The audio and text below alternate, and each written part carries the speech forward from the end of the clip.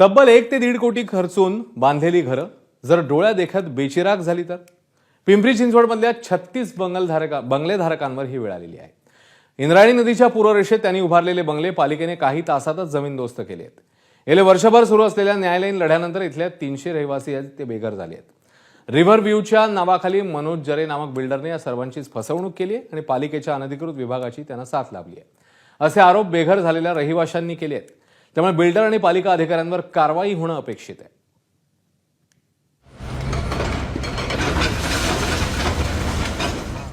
स्वप्नातली घरं डोळ्या देखत बेचिराग, कोट्यवधी खर्चून बांधलेली घरं जमीनदोस्त. पिंपरी चिंचवडमधील 36 बंगले जमीनदोस्त होण्याला कारणीभूत कोण? हा प्रश्न उपस्थित होण्याचं कारण म्हणजे पिंपरी चिंचवडमधील चिखली परिसरात इंद्रायणी नदीच्या पूररेषेत उभारण्यात आलेले 36 बंगले तोडायला पालिकेनं सुरुवात केली. इंद्रायणी नदीच्या निळ्या पूररेषेत बांधलेली बांधकामं तोडली गेली. माझ्या कुटुंबामध्ये माझ्या सकट माझे भाची असं टोटल आम्ही 14 जण राहतो सर. मी साधारण आहे ना सर 1,35 लाखाच्या आसपास मी खर्च केलेला आहे आणि सर ह्या 1 दिवसामध्ये जमीनदोस्त झालेला आहे. तर आम्ही काही इथंच राहू सर, आम्ही काही करू इथंच राहू सर, आम्ही कुठं जाऊ शकत नाही कारण ह्याने आम्हाला रस्त्यावर आणलं तर आम्ही रस्त्यावर राहू सर. प्रशासनाने आमचं फसवणूक केलेली आहे. आपल्या सरकारने एक आश्वासन दिलं आम्हाला इथं पॉलिटिकलने की इथं तुमच्या घरांना काय होणार नाही. तेव्हा इलेक्शन पिरियड होता, निवडणुका होत्या म्हणून. निवडणूक असल्यामुळे तेव्हा कारवाई थांबवली 6 महिने अगोदर आणि आज इलेक्शन निवडणुका झाल्यानंतर ही कारवाई परत तुम्ही चालू करताय. आता आमची मागणी एवढीच आमच्या बिल्डरकडं की आमची जी फसवणूक केली तुम्ही आम्हाला त्याची भरपाई देण्यात यावी. आमच्या घरबंदर आम्हाला घर देण्यात यावं. आमचे सर्व नागरिकांतर्फे एकच मागणी आहे. या बंगल्यांवर कारवाईचा निर्णय एका दिवसात झालेला नाहीये. यासाठी न्यायालयीन लढाई सुद्धा भरपूर लढली गेली आहे. या 36 बंगल्यांचं नेमकं प्रकरण काय आहे ते समजून घेऊया. 2017 साली पहिला बंगला उभा राहिला. वकील तानाजी गंभीर यांनी पालिकेला याबाबत सांगितलं, पण पालिकेनं दुर्लक्ष केलं. हरित लवादात याचिका दाखल करण्यात आली. कोरोनामुळे याची सुनावणी पुढे रखडली. प्रत्यक्षात सुनावणी सुरू झाली तेव्हा परिसरात 3 बंगले उभे होते, परंतु 29 बंगले उभारल्याची सुनावणी दरम्यान पालिकेनं माहिती सादर केल्याचा तक्रारदाराचा दावा आहे. 1 जुलै 2024 मध्ये बंगल्यांची संख्या 36 वर पोहोचली. हरित लवादानं याबाबत ताशेरे ओढले. 6 महिन्यात बंगले जमीनदोस्त करण्याचे आदेश पालिकेला दिले. संबंधितांकडून 5 कोटींचा दंड वसूलण्याच्या सूचनाही देण्यात आल्या.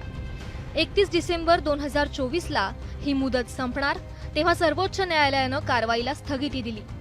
सर्वोच्च न्यायालयामध्ये पुन्हा सुनावणी झाली आणि 5 मे 2025 ला तातडीनं या बंगल्यांवर हातोडा चालवण्याचे आदेश देण्यात आले. दरम्यान स्वप्नातलं घर डोळ्या देखत बेचिराग होत असताना रहिवाशांनी एबीपी माझाशी बोलताना पालिका अधिकाऱ्यांनी परवानगी देण्याच्या नावाखाली पैसे घेतले असा आरोप केलाय. त्यावेळेला प्लॉट आम्ही घेतले त्यावेळेला आम्हाला रजिस्टर ऑफिस मधून खरेदी खत इंडेक्स टू 7/12 करून दिले.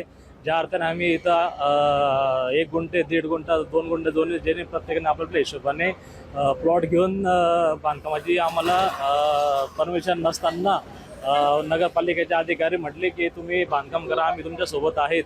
आणि प्रत्येक नगरपालिकेच्या अधिकाऱ्यांनी पैसे खाल्ले असं म्हणतात. हो, प्रत्येक नामक व्यक्ती शिरसट नावाचा व्यक्ती यायचा आणि तो प्रत्येकाकडून 50,000 1 लाख रुपये घेऊन जायचा आणि बांधकाम करा तुम्ही, माझी परवानगी असं सांगून देत होता आम्हाला. त्याच्याप्रमाणे आम्ही करत गेलो. 36 बंगलेधारकांनी शहानिशा न करता बांधकाम केलं ही चूक त्यांना नडलीच, पण त्यांना अंधारात ठेवणाऱ्या बिल्डर आणि अनधिकृत बांधकाम विभागाच्या अधिकाऱ्यांना पोलीस दोषी धरणार का, यावर पालिकेनं उडवाउडवीची उत्तरं दिली आहेत. न्यायालयामध्ये गेल्यानंतर त्याच्यामध्ये काही मर्यादा येतात आणि त्याच्या अनुषंगाने हे केलेलं आहे आणि ह्याच विषयाला पुढे धरून सांगतो की अशा प्रकारचे कुठल्याही चुकीच्या प्रॅक्टिसेसला कोणीही बळी पडू नये.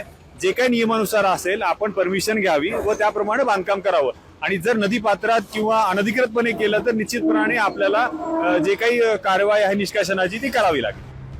मुळात हे ज्याच्यामुळे घडलं त्याच्याकडे पालिकेनं जाणीवपूर्वक कानाडोळा केल्याचा आरोप करण्यात येतोय. तो मनोज जरे नेमका कोण आहे ते पाहूया. मनोज जरे हा बांधकाम व्यावसायिक आहे. बॉडी बिल्डिंग असोसिएशनच्या पिंपरी चिंचवड फेडरेशनचा तो अध्यक्ष आहे. सत्ताधारी आणि विरोधी पक्षातील अनेक राजकीय नेत्यांशी त्याचे लागेबांधे आहेत. राजकीय वजन वापरत त्यानं रिव्हर व्हिला प्रोजेक्ट राबवला होता. बिल्डर मनोज जरेची पार्श्वभूमी पाहता हे का घडलं आणि त्याला कुणाचा आशीर्वाद होता हे उघड आहेच, पण त्याच्या चुकांची किंमत मात्र सर्वसामान्यांना भोगावी लागली। तेव्हा यातून धडा घेऊया आणि आपलं स्वप्नातलं घर उभारताना, साकार होताना प्रत्येक गोष्टीची एकदा नाही तर हजारदा शहानिशा करूया। नाझीम मुल्ला, एबीपी माझा, पिंपरी चिंचवड। एबीपी माझा, उघडा डोळे बघा नीट।